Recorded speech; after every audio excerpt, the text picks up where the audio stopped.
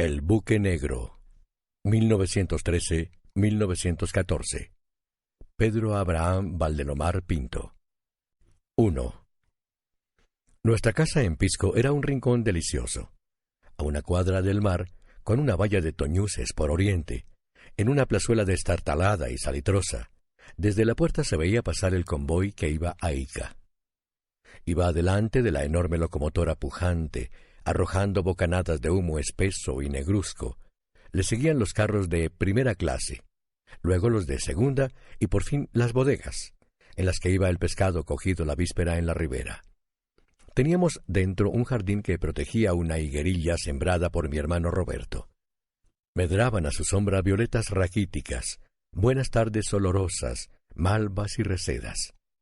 Junto al tronco gris de la higuerilla, el pozo abrió su boca negra y peligrosa, y en los bordes crecían trigos y maíces abandonados a su propia cuenta. Un payar de enormes hojas verdes y blanquecinas se enredaba con delicadeza en el enrejado que limitaba el jardinillo. Sobre la quincha que marcaba el fin de nuestro jardín y colindaba con el vecino, se había recostado con gran desenfado un ñorbo en cuyos oscuros enramajes hacían nido los gorriones. Al fondo había pozas donde cada uno de nosotros, por consejo y bajo la dirección de mi padre, sembrábamos y teníamos la responsabilidad de la cosecha. A Roberto, el mayor, que hoy es casado, le placía sembrar algodón para llevarlo a Ica y con sus blancas madejas limpiar el rostro sudoroso del señor de Luren. A Rosa, la siguiente, gustábale simplemente coger las flores de todas las pozas. A Anfiloquio placía de sembrar maíz que una vez cosechado, él mismo comíase. Y a mí y a Jesús, mi hermano menor, nos encantaban las violetas y una higuera apenas crecida. Así mis padres nos enseñaron a sembrar la tierra, a pulir nuestras manos con el roce noble de los surcos, a conocer los misterios de la naturaleza y la bondad sublime de Dios nuestro Señor, y amar todo lo que es sencillo, bueno, útil y bello. Por la noche, en Pisco, después de la comida y de rezar el rosario, hacíamos un círculo en la puerta de la calle. Allí, sentados, mi padre relataba todas sus ocupaciones durante el día. Contábamosle nosotros sobre el jardín. Pedíamos datos sobre agricultura y generalmente resultábamos riñendo por las excelencias de nuestra producción agraria sobre la de los hermanos.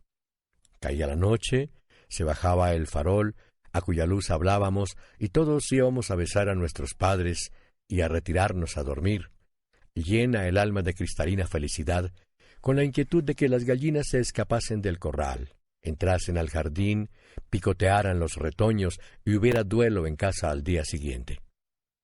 Una de esas noches mi padre se demoró en la calle más de lo de costumbre, y al llegar le vimos triste. Mi madre le preguntó: ¿Has visto a Isabel? ¿La has visto? ¿Vendrá mañana? Está peor, está perdida, dijo mi padre, sentada junto a la ventana y empeñada en su eterna manía, el buque negro. ¿Pero había efectivamente un buque negro aquel día? Efectivamente, fue extraña coincidencia. Después del matrimonio, Isabel, alegre, riendo a todos, con su linda cabeza coronada de azahares y su vestido blanco, almorzó alegremente con todos. Después que hubo concluido, cuando quisimos despedirnos, echamos de menos a Chale. Se llamó al novio inútilmente. ¿Dónde estaba? Isabel lo buscaba. Llamábasele a gritos, pero Chale no respondía. Se le buscó luego por todas partes, en la calle, en la ciudad, en el muelle. Chale había desaparecido. La bahía estaba agitada, había paracas, el aire del sur levantaba encrespadas olas, un cielo amarillo entristecía el ambiente, y los barcos parecían arrojados sobre el mar, inclinados hacia el norte, como si una mano extraña los hubiera arrojado con ira. En el muelle se preguntó a un pescador: ¿Cómo? ¿Se ha perdido el señor Chale? Dijo: pero si ha pasado hace un instante. Yo lo he visto ir deprisa con 2 hombres hacia el embarcadero, y juraría que esos no son de aquí. Bajaron. No se sabía ni nada más se supo de Chale. Isabel vio también el buque negro y la pobrecita cree que en él se llevaron a su marido. Malvado, No lo era. Chale había vivido 12 años irreprochablemente. Chale era bueno, cariñoso, abnegado. Tenía días en que no salía de su casa. Ese hombre era muy triste.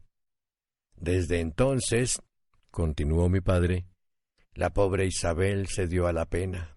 Lleva 18 años de esa vida atormentada y ahora se va poniendo peor.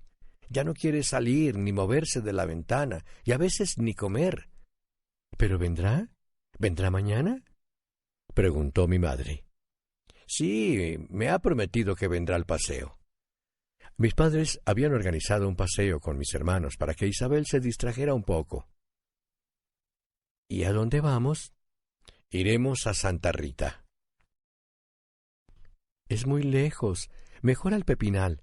Allí puede ser que Isabel se distraiga. Se despidieron los amigos. Mi hermano mayor corrió la soga. Bajó pausadamente el farol. Cerraron la puerta. Dimos un beso a nuestros padres. Rezamos y a poco el silencio envolvió nuestra casa y nos dormimos al blando arrullo lejano del mar cuya brisa acariciaba los árboles del jardín. 2.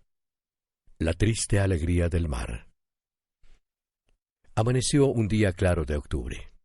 Las embarcaciones se distinguían tan preciso en el puerto que parecían vistas a través de un anteojo.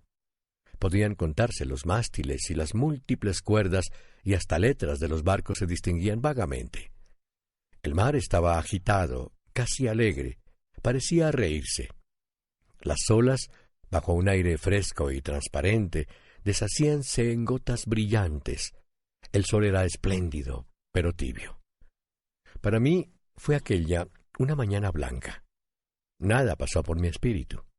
No tuve una alegría, ni un temor, ni una tristeza. Después del almuerzo, mientras nos preparábamos para el paseo, mi padre fue a traer a Isabel.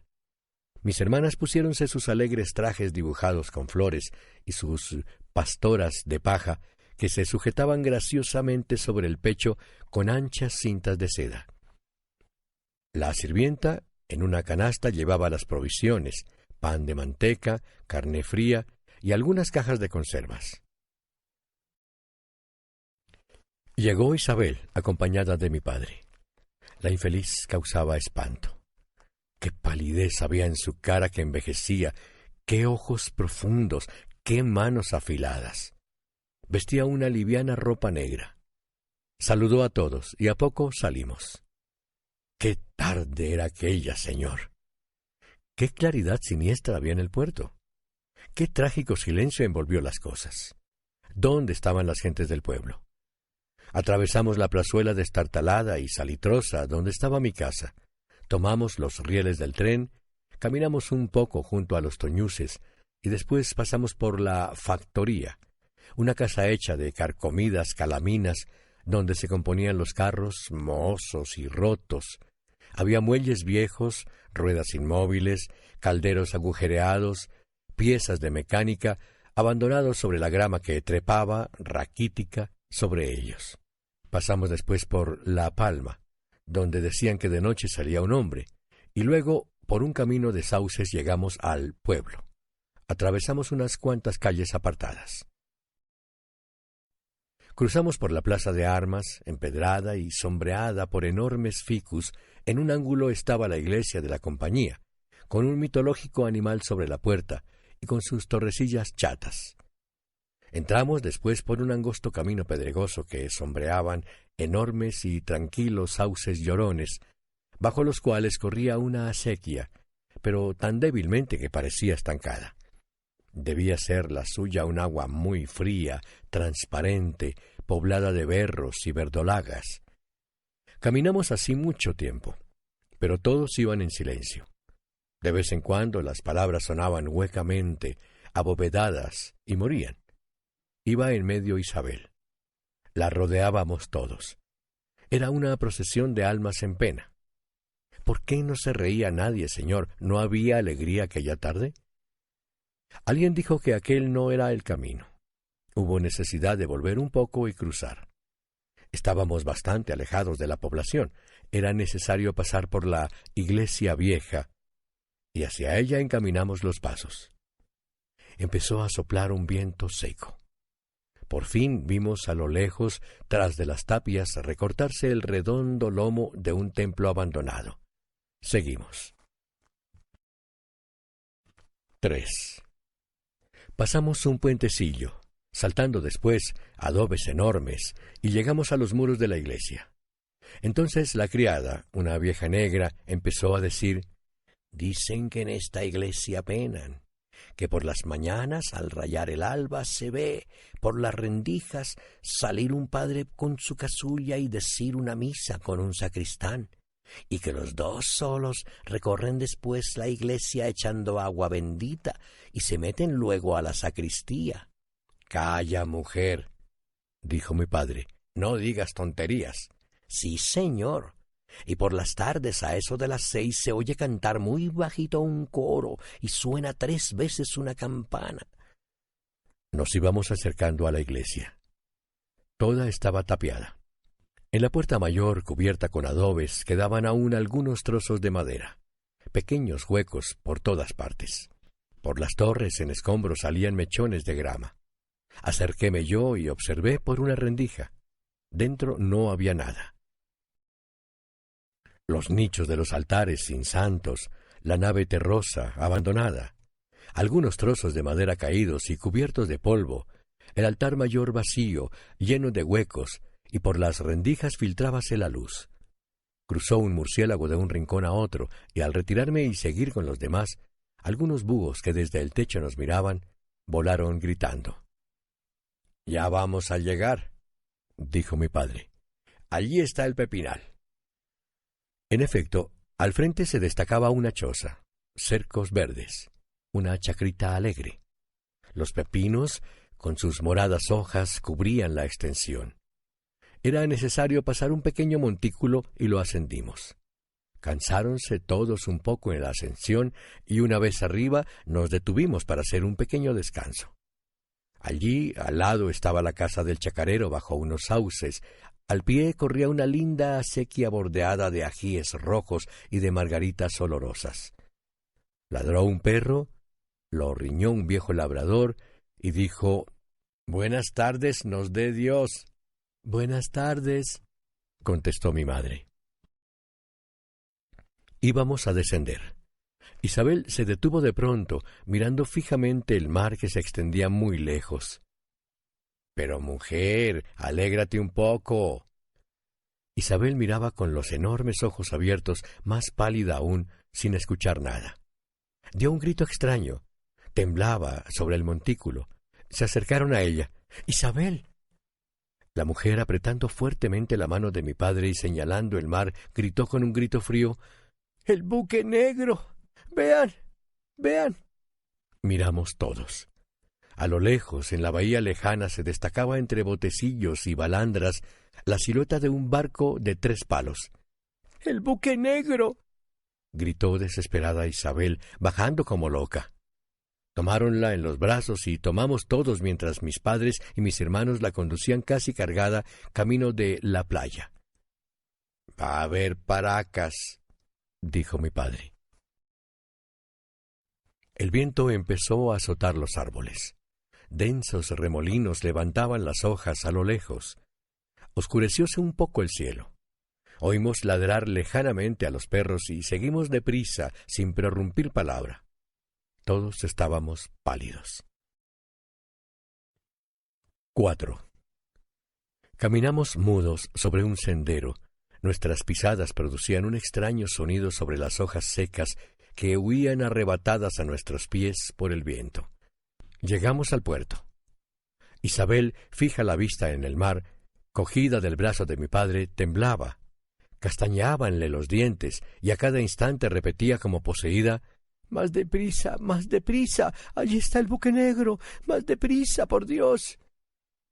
Por fin, al llegar al puerto, vimos algunas gentes que huían raudas de las paracas, que desplegaba los vestidos y arrebataba los sombreros. Algunos niños corrían cogidos de las manos de sus padres. La palaca arreciaba. Cuando desembocamos en la plazoleta para llegar a la casa, el viento era tan fuerte que parecía detenernos. La plazuela pedregosa estaba abandonada. Habíamos dejado de ver el mar, y al llegar a la bocacalle de la cual volvía a verse, Isabel se puso de frente y dio un grito espantoso. —¡Se va! ¡Se va! ¡El buque negro se va! Se iba. Lo vimos todos claramente. Una columna de humo se deshilachaba en el fondo ocre del cielo. Eran las 6. La paraca había calmado.